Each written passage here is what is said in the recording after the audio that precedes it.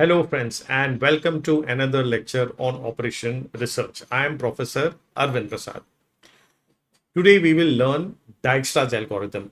I know I have already put up a video on this, but that video was a visualization of the Dijkstras algorithm. Now, what we will do is we will take a much more complicated network and use the table method to solve it. So networks which are complicated, networks which are big, the table method actually gives you a very powerful way of solving it. And of course, any method should be such that it should result in minimal or no errors, right? So let's look into it. Now, what is Dijkstra's algorithm? Just to revise your memory, the Dijkstra's algorithm is the shortest distance from the origin to the destination node in any network. Yes, interestingly, the link for the previous lecture is written in the uh, comments also or in the message also of this video. And of course, you will find it in the right top also. You will find a link. So click that link if you want to watch that video. Do watch that video if you have come to this video, because that gives you a very powerful visualization of what is Dijkstra's algorithm. It's a very short video. You'll be able to follow this lecture much better. But of course, if you wish to watch this video as a standalone video, good enough, you learn it. So here we have our complex, complicated, and big network. Now the origin is O and the destination is T. In between, you have nodes A, B, C, D, E, and the blue lines are nothing but the arcs and the values, that is 40, 60, 50, 10, 70. The values written in the black, they are the distances. Now, how do you find the shortest distance between from O to T? So we use the table method, where I already said that the chance of error is minimum, or no, I would say there would be no chance of error if you do it exactly the way it has been demonstrated. So what we do here is we first draw our table. Okay. Now O is the origin. Now its label is going to be 0 because the distance from origin to origin is 0. So its label value is taken as 0. Now to find the label value of A, B, and C, we write A, B, and C on the top and we make columns for it. Now initially the label of A, B, and C is going to be 40, 60, and 50.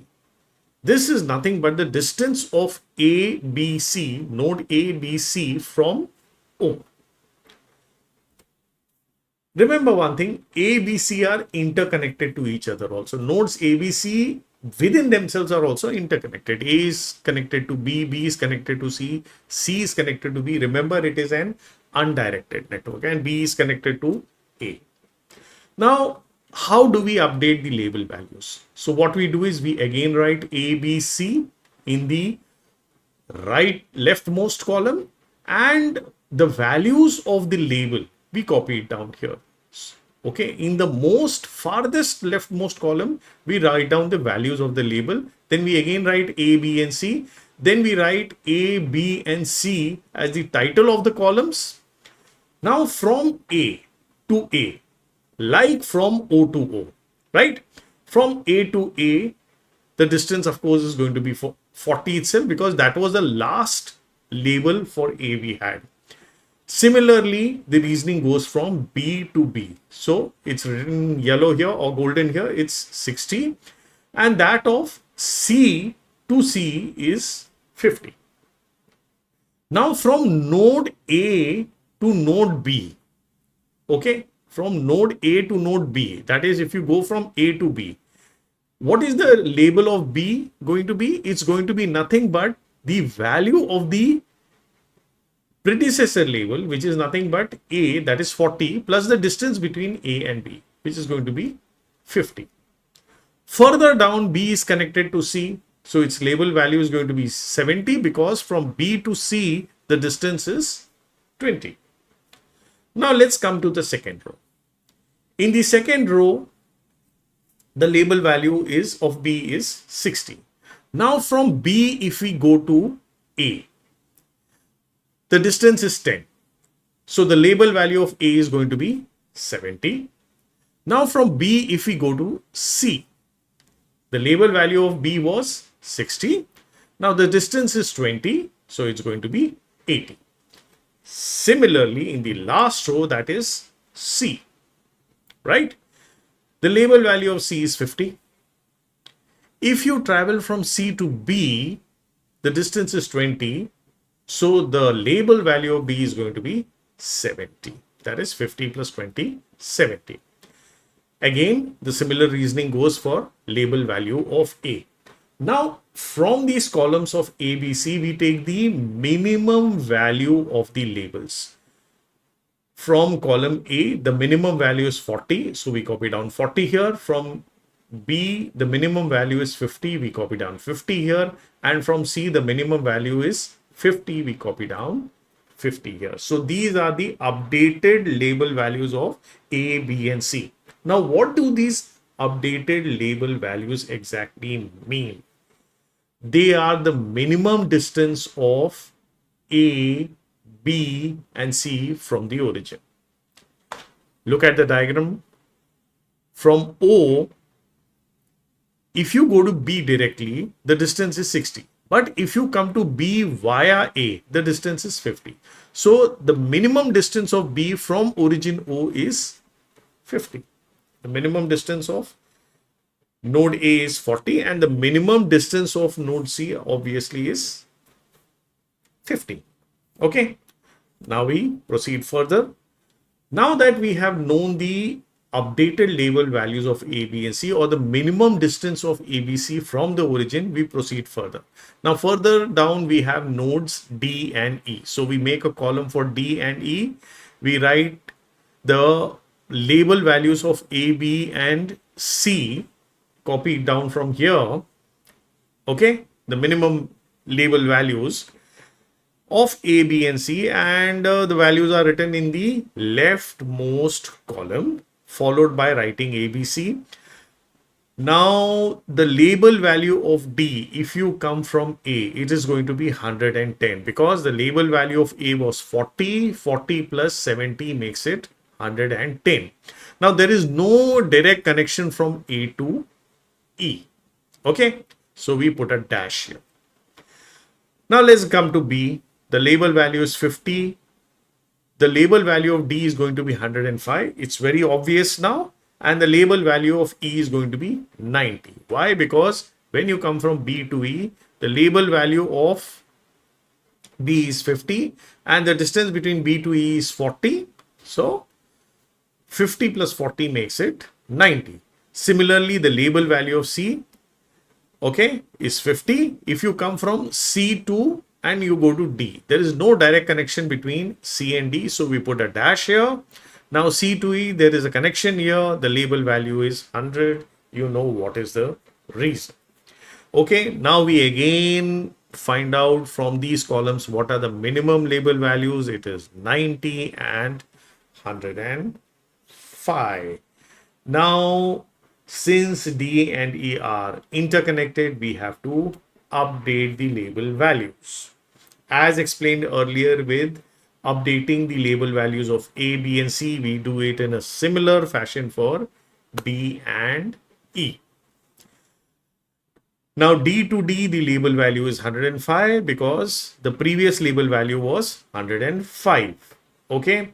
Now, E to E, it is 90. Now, if you go from E to D, the label value of E is 90 and E to D, the distance is 10. So, E to D, it is 100. Similarly, if you go from D to E, the label value of D is 105 and the distance is 10. So, the label value of E is 115. The final work remains. The final work is you go from D to E to T. That is the final node is T. Now for the final node, once again, you have to remember one thing. You have to take the label values of the previous nodes, that is D and E, and write it down here, 190. And to it, you have to add the distances from D to T and E to T. So it's 160 and 170. The minimum value is 160. Now, how do we find that what is the minimum paths? For this, we go in the reverse direction. We take the last table, which was here, and we work it out this way. 160 is the total minimum distance. Now we find this value of 160 in the column T. Now in the column T, this is corresponding to the entry of node D. The value of node D is 100. So the first path is T to D. Now we take the second last table. Now in the second last table, we come to column of D and we have 100 as the minimum value. Go up, locate 100 in column D, and the entry corresponding to that is node E, which has a value of or label of 90. So the next path is D to E. So it is T to D and D to E. Similarly, we do it. Okay. So we come to E here, that is column E here. E, we locate 90 here. Go up, locate 90 here. The entry is B. And B has a label value of or label of 50. Similarly, we go to the second table.